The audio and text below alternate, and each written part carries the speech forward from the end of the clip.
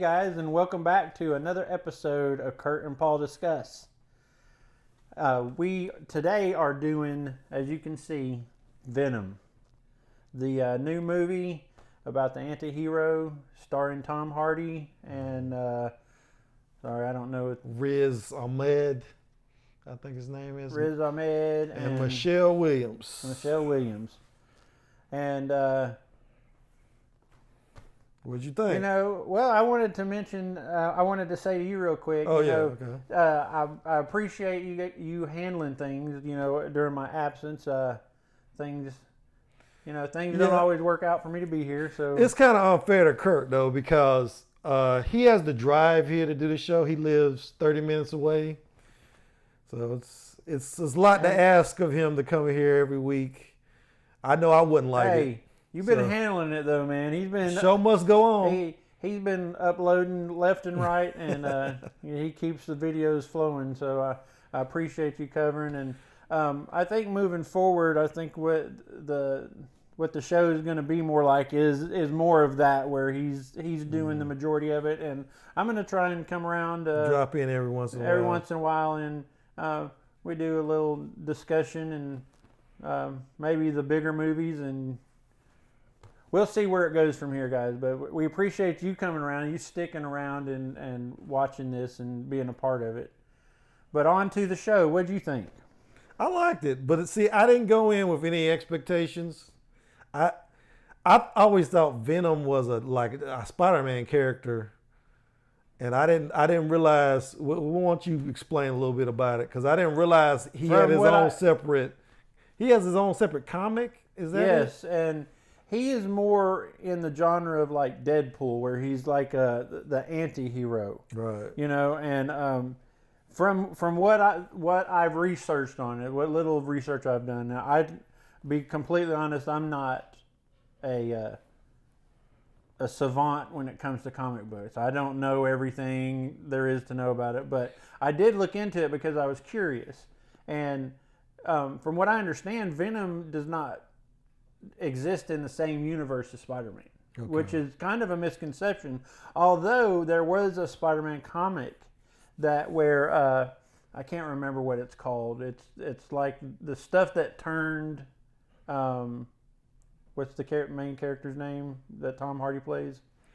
Eddie Brock. Eddie Brock. The stuff that turns Eddie Brock into Venom. Mm-hmm. It did infest Spider-Man. It was the same type of material, and that's where I think everybody gets the black Spider-Man, like Spider-Man 3. But they did Venom in that third Spider-Man movie. Yeah, and that everybody hated. Yes, because it didn't follow with the comic books. Oh, okay. And see, that's where I knew. I mean, I know. See, I'm kind of like you with comic books. I'm not exactly a savant. I know most of the comic books I read were in the 80s. By the 90s, I was in high school, and yeah, I didn't read. I didn't read comic books after that. So I was too busy partying and chasing girls. Right. So there was a long period of time where I wasn't interested in comics. I didn't really start getting interested in them again until that first X-Men movie. It was like 2001 or something. Yeah, and to be honest, the last actual comic book I read, which is more of a graphic novel, was the Walking Dead stuff. Okay. Because I wanted to go back and see the origins of, which they don't tell you anything in there any different than the show. But see, I noticed in the credits, they said Todd McFarlane was one of the creators of Venom. He's the guy that did Spawn and all that stuff. Which Spawn is also another anti-hero. Yeah. These guys aren't like anti-hero, as everybody knows with Deadpool is it's someone who isn't necessarily a good guy, but he's not necessarily a bad guy. Right. And they end up destroying bad guys because it's in their own self-interest.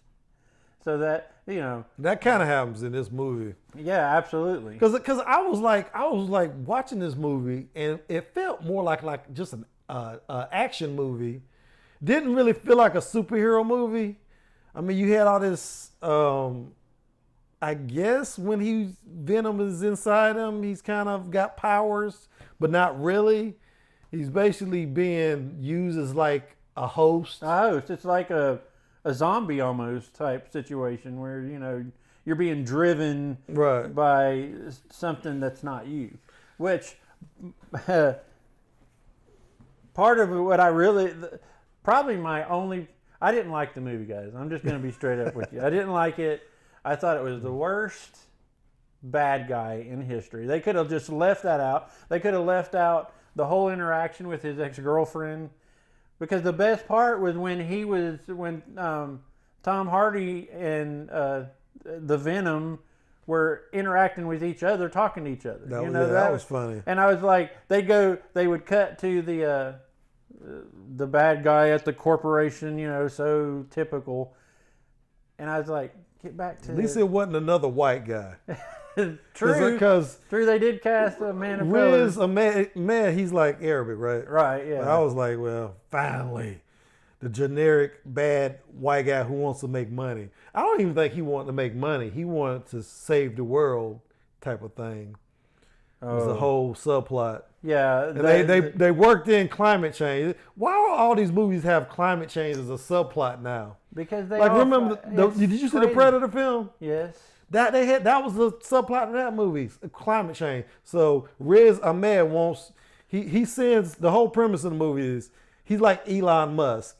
He has a space shuttle that he designed, and he sent them into space, and they like get these aliens off a comet. Bring them back. What was the stuff called again? Do you remember what it was symbiotes. called? Yeah, symbiotes. Yeah. So they bring them back, and Riz says, "Oh, look at these!" And they infect one of the astronauts on the way back. So he figures out that these aliens have to have a host to live, and he feels like if he can figure out how, I guess, to control them, and they can go get more, and maybe when climate change finally destroys the earth, that human beings will be able to live in space or something. Right. They'll be able to survive after that. So that's the whole plot. But that is like such a generic plot. Such a generic plot. Yeah. I mean, it's been used in so many different settings that's why I didn't appreciate it. And furthermore, what I didn't like about the movie, because I'm going to get a little passionate here, because I was really looking forward to this movie. Tom Hardy is probably like the newest actor that I follow. I mean, I watch everything he does. He's a really, really talented guy. He's good with accents. He can do anything. He had that New York accent. He didn't sound anything like I've ever seen him in. His Bane character is legendary. He's really good. Everything he touches pretty much turns to gold, except this one, it turned to Black Spider-Man. And, you have to admit, it was a good action movie, though. It was a good action movie, and the best part of the whole movie was Tom Hardy's performance. In my opinion. The rest of it, you could have taken it and pulled from a Bond film and stuck it in there, and it would have fit just perfectly. I don't know about a Bond film. Well, I'm just saying the generic bad guy. I mean, they did some things in casting on that, but his performance was not legendary. He's not the Joker, or they could have done so much better on that. And the other frustrating part of it, what I was trying to say before, was they cut so much of this movie and left it on the floor. There was he only killed 3 people. You never saw it. I mean, when he had to kill more than that. No, he didn't. He killed 3 people in this movie.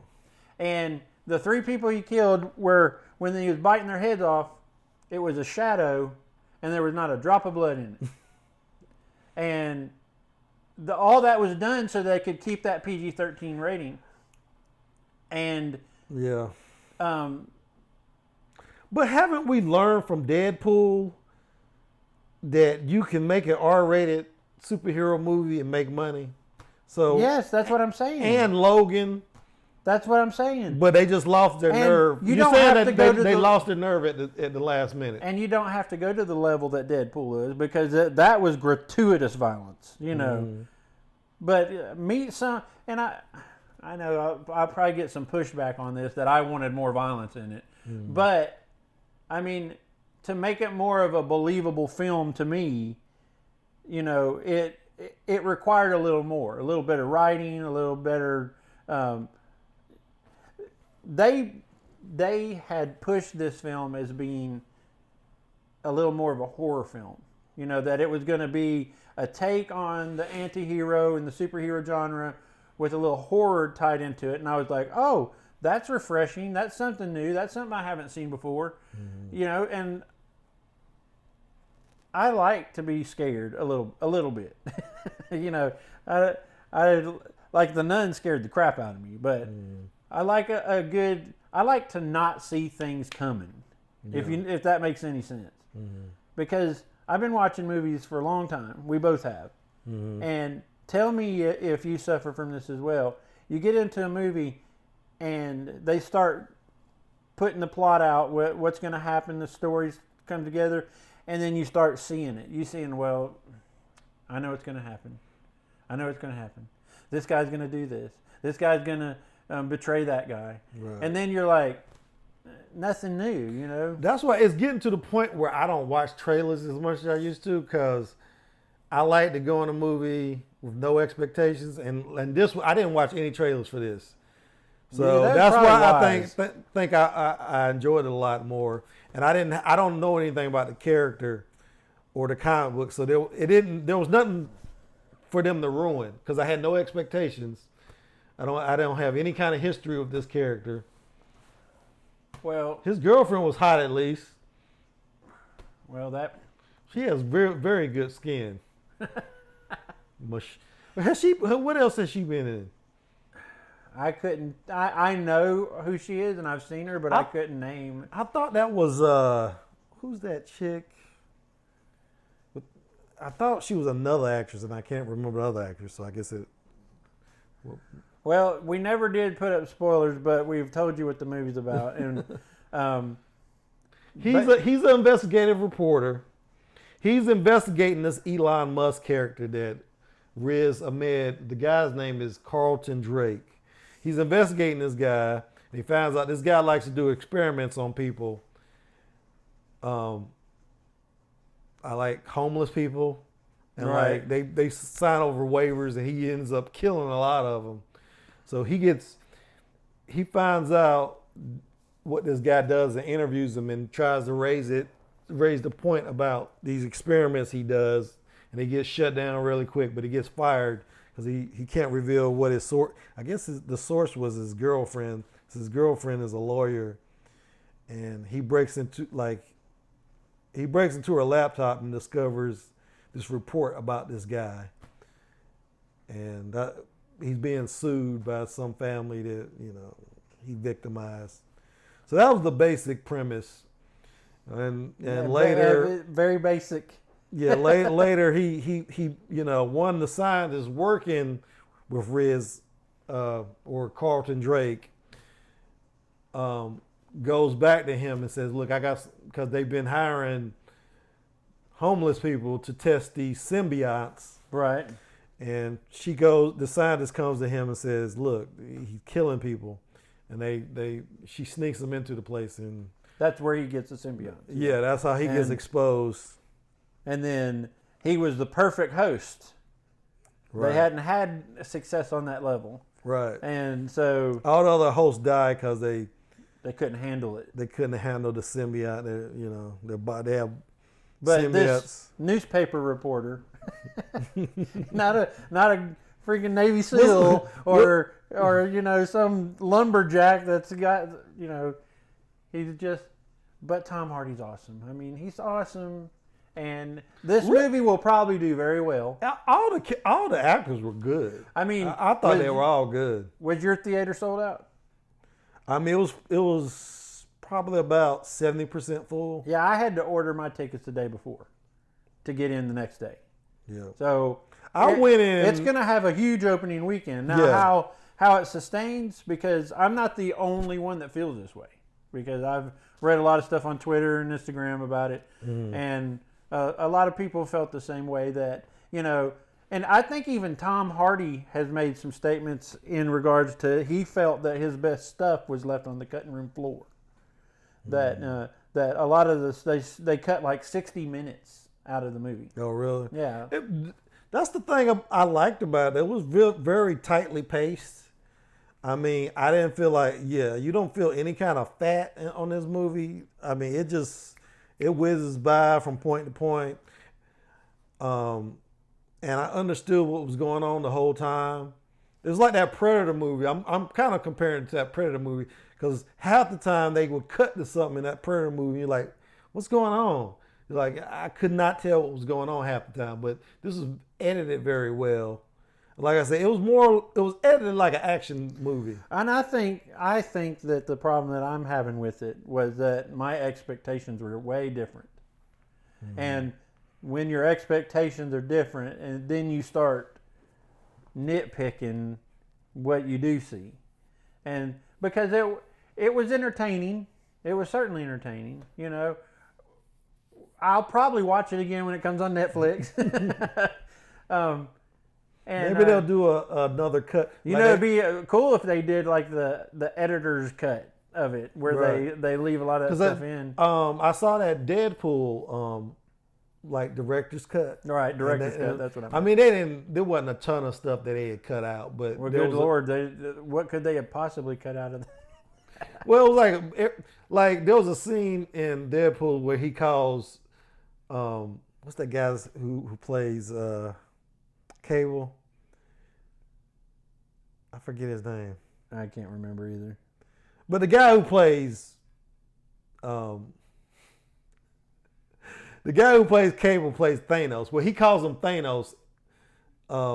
They cut it out because I guess it was before Avengers came out. No, it was before the you know how Fox merged. Oh yeah. They bought out Fox.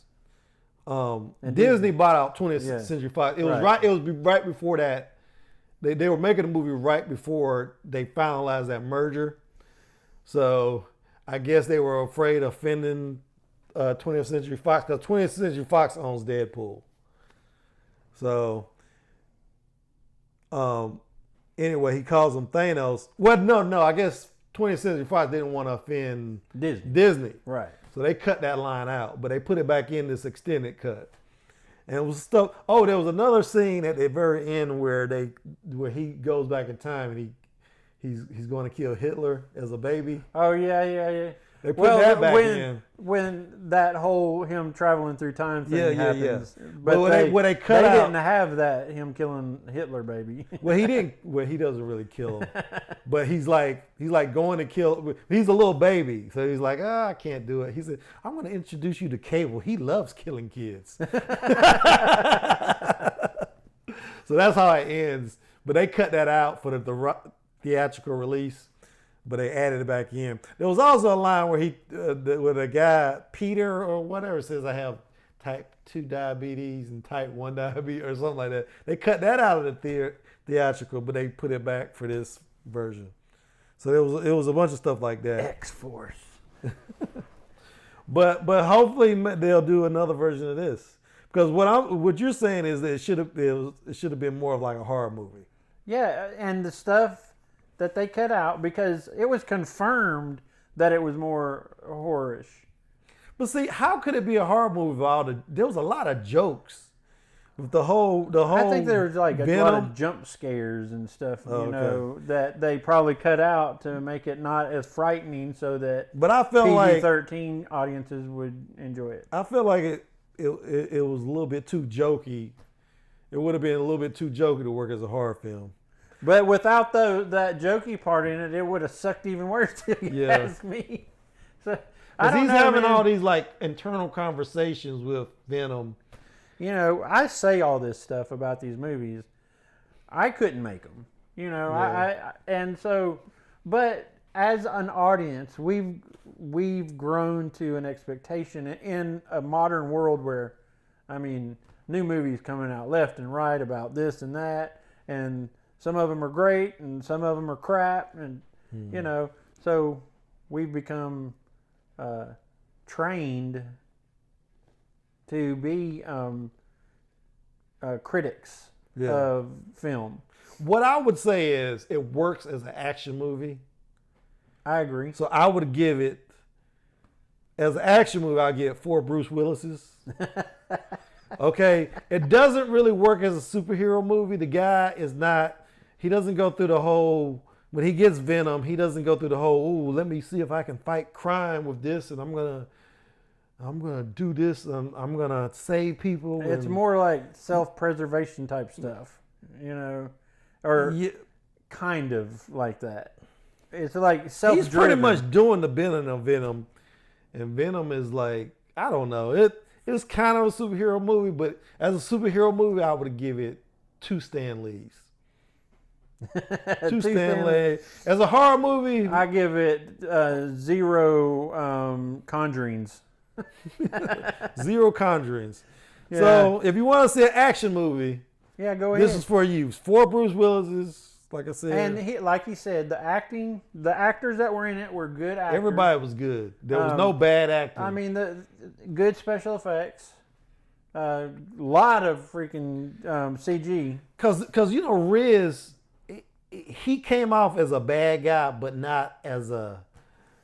He's kind of like Thanos in that respect. He was doing bad things for ultimately what he felt was the right reason. Yeah, I mean, it wasn't just a black and white type of villain, but the acting was just, it was very measured. That's the best thing I can come up with. Have you seen any of the new Tomb Raider game? Lara Croft Tomb Raider. It's probably one of the best ones that they've done. I mean, you got to go back to the originals and they took out the boobies, so I don't know, man. She's pretty freaking hot for a video game character, I'll tell you, because you just have to watch some of the gameplay of that because, but the bad guy in this reminds me a lot of the bad guy in the new Tomb Raider game, in the new Lara Croft game, and the new Lara Croft game and the new Lara Croft movie have nothing to do with each other. Nothing whatsoever. Except Lara Croft. That's it. Yeah.